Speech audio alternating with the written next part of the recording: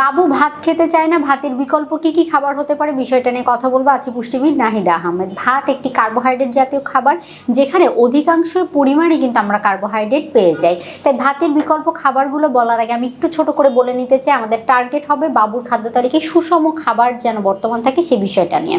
দেহের চাহিদা অনুযায়ী যেমন কার্বোহাইড্রেট প্রয়োজন, পাশাপাশি প্রোটিন, ভিটামিন, মিনারেলস, এমনকি গুড ফ্যাটও কিন্তু প্রয়োজন, পাশাপাশি পর্যাপ্ত পানিও প্রয়োজন। এই 6টা পুষ্টি উপাদান সমৃদ্ধ খাবার যদি তার খাদ্য তালিকায় না থাকে, তার কিন্তু বিভিন্ন সমস্যা দেখা দিতে পারে। রোগ প্রতিরোধ ক্ষমতা দুর্বল হয়ে যেতে পারে, তার গ্রোথ বা তার ওজন উচ্চতা বাড়ছে না, এই জাতীয় সমস্যাও কিন্তু দেখা দিতে পারে। তারপরে দেখতে হবে যদি কার্বোহাইড্রেট জাতীয় খাবার একেবারেই না খায়, তাহলে ভাতের বিকল্প হিসেবে আপনি রুটি দিতে পারেন, তাকে ওটস দিতে পারেন, চিরা দিতে পারেন, কর্নফ্লেক্স দিতে পারেন। আপনি চাইলে ঘরে তৈরি করা পাউরুটি তাকে দিতে পারেন। এছাড়াও সাগুদানা দিয়ে তৈরি করা খাবার তাকে তৈরি করে দিতে পারেন, জাউ ভাত তৈরি করে দিতে পারেন, পোলাওয়ের চাল দিয়ে যে কোনো খাবার তৈরি করে দিতে পারেন। বাবুদের যে কোনো ধরনের অপুষ্টিজনিত সমস্যা নিয়ে সমাধান পেতে চাইলে আমাদের স্পেডে যোগাযোগ করে অ্যাপয়েন্টমেন্ট নিতে পারেন।